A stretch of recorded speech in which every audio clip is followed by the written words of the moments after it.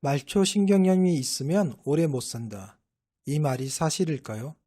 말초신경염이 있으면 오래 못 산다. 제목이 썩 기분 좋지는 않습니다만 엄연히 미국 의학 잡지에 발표된 논문입니다. 여기 라이프 익스펙턴시라고 적혀 있습니다. 앞으로 더 살아갈 인생, 기대 수명이라고 합니다. 기대 수명이 줄어든다는 겁니다. 도대체 어떤 일이 벌어지기에 이렇게 되는 걸까요? 오늘 영상을 시청하고 나면 다리 말초신경염으로 미래에 어떤 문제가 생기는지를 알게 될 겁니다. 그리고 다리 말초신경염을 치료해야 하는 이유를 좀 더 잘 알게 될 겁니다. 나이를 먹어가면 우리 몸의 신경도 변합니다. 노화가 일어납니다. 뇌에서 신경세포를 잃어버리기 시작하고 다친 신경세포의 재생이 떨어집니다. 상처가 잘 낫지 않는 것처럼요. 뇌에서 팔다리를 움직이게 하는 신호를 보내는데 나이가 들면 느려집니다. 스쿨존에서 자동차 속도를 줄이고 천천히 가야 하는 것과 비슷합니다. 말도 느려지고 생각도 느려지고 행동도 느려집니다. 슬로우 비디오로 바뀌는 겁니다. 표 하나 볼게요. 나이가 들어서 생기는 신경의 변화입니다. 대부분에서 신경 기능이 떨어집니다. 첫 번째 적혀 있는 앵클적, 발목 반사 떨어짐을 알아보겠습니다. Start.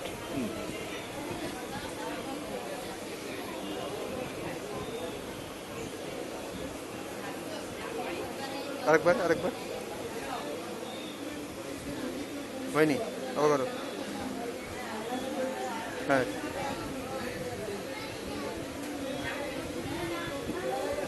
ঠিক আছে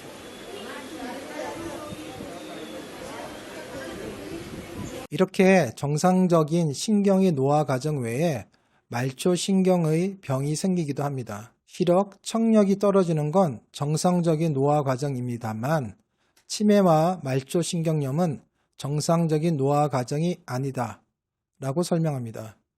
말초신경염 관련해서 중요한 나이가 등장합니다. 변곡점이라고 할 수 있습니다. 50세, 65세, 80세.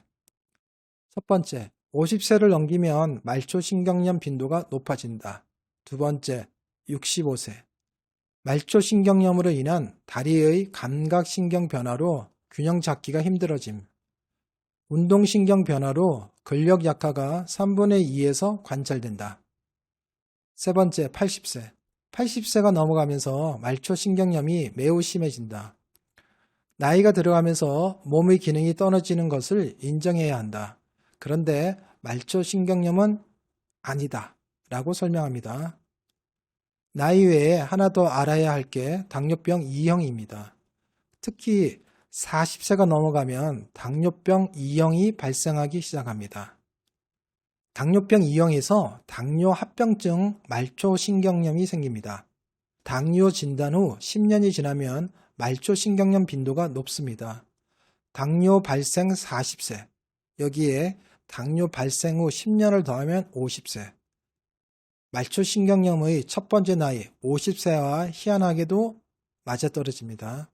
말초신경은 나이와 당뇨병 2형의 공격을 동시에 받습니다. 당뇨병 2형 관련 자료를 더 알아보겠습니다. 분당 서울대병원의 근감소증과 말초신경염 논문입니다. 근감소증, 근육이 줄어드는 겁니다. 당뇨병 2형에서는 근감소증이 많다. 당뇨 2형과 근감소증은 나이가 들면서 많아진다. 일본의 연구에 의하면 당뇨가 오래될수록 근육 크기도 줄어듭니다. 정리를 해보면 말초신경염, 나이, 당뇨병 2형, 근감소 이 네 가지가 맞물려서 돌아갑니다. 이 중에서 제일 중요한 건 치매와 마찬가지로 나이를 먹는 것입니다. 말초신경염은 팔보다는 다리에서 더 흔하게 나타납니다. 감각신경, 운동신경, 자율신경 세 가지의 변화가 생깁니다. 감각신경, 다리의 감각신경 변화로 찌릿찌릿 전기 느낌, 운동신경 변화로 다리에 힘 빠짐, 계단 올라가기가 힘들고 의자에서 앉았다 일어나기가 힘들다, 종아리 근육치, 경련이 생깁니다. 그리고 자율신경염으로 앉았다 일어나면 혈압이 훅 하고 떨어져서 어지럽습니다. 기립성 저혈압 또는 기립성 어지럼증이라고 말합니다. 참고로 우리 몸은 자세가 변경되더라도 혈압을 일정하게 유지하는 시스템이 존재합니다. 자율신경은 이 시스템을 유지시킵니다. 자율신경이 고장나면 자세에 따라서 혈압이 요동을 치게 됩니다. 혈압이 일정하게 유지가 안 되는 거죠. 말초신경염 환자의 90%에서 기립성 저혈압이 존재한다고 보고하는 논문도 있습니다. 자세를 바꿀 때 혈압이 훅 하고 떨어지면서 어지러움을 느끼게 되고 어지러우니까 넘어집니다. 침대나 의자에서 일어날 때, 버스나 기차에서 앉았다 일어날 때, 앉았다 일어나는 과정에서 부상 위험이 뒤따릅니다. 자율신경은 내부 장기를 조절합니다. 나이가 들어서 생기는 심장 문제, 부정맥, 설사, 변비, 구토도 자율신경 문제라고 설명하는 논문이 있습니다. 노년층에서는 다리 말초신경염으로 걷기가 힘들어지니 활동량이 줄어들고 따라서 음식 섭취량이 줄고 음식을 통한 꼭 필요한 영양분 섭취가 줄어듭니다. 낮에 활동량이 줄고 영양 섭취가 안 되니 수면장애가 생깁니다. 삶의 질, 악순환이 계속해서 발생합니다. 특히나 다리 말초신경염이 문제가 되는 건 다리 감각 저하로 균형을 못 잡고 엄지발가락 힘이 없으므로 넘어지고 다친다는 겁니다. 많은 논문에서 공통적으로 fall, 넘어짐이라고 설명합니다. 일반인은 10명 중 1명이 넘어지나 말초신경 문제 시 10명 중 5명이 넘어진다. 일단 넘어지는 비율이 현저하게 높다. 그리고 넘어지면 더 심하게 다친다. 일반인과 비교해서 말초신경염 환자가 넘어지면 타박염자가 아닌 골절 빈도가 급격히 올라간다는 겁니다. 특히 엉덩이뼈 골절이 큰 문제입니다. 엉덩이뼈 골절의 심각한 후유증에 대해서 더 알아봅니다. 첫 번째, KBS 생로병사의 자료입니다. 대퇴골 골절이 발생을 하면은, 그러니까 우리가 4분의 1로 얘기를 하는데요. 4분의 1은 1, 2년 내에 돌아가시고, 4분의 1만이 다시 예전의 모습으로 돌아갈 수가 있고, 나머지 한 4분의 2, 그러니까 한 2분의 1 정도는 한 단계 낮은 형태의 걸음을 한다고 얘기를 하고 있습니다. 예를 들어서 정상적으로 잘 걷던 사람은 지팡이를 밟아야 되고, 지팡이가 필요했던 사람은 이제는 보행기 같이 이렇게 큰 보조구를 써야 되고, 보행기 정도로 걸었던 사람은 이제 걷지 못하고 휠체어를 타고 다녀야 되는 그런 지경에 이르기 때문에요. 고관절 골절은 정말로 좀 무서운 그런 골절이라고 얘기할 수 있습니다. 두 번째, 외국 자료인데 엉덩이뼈 골절을 유방암, 심근경색, 뇌경색과 비교해서 발표했습니다.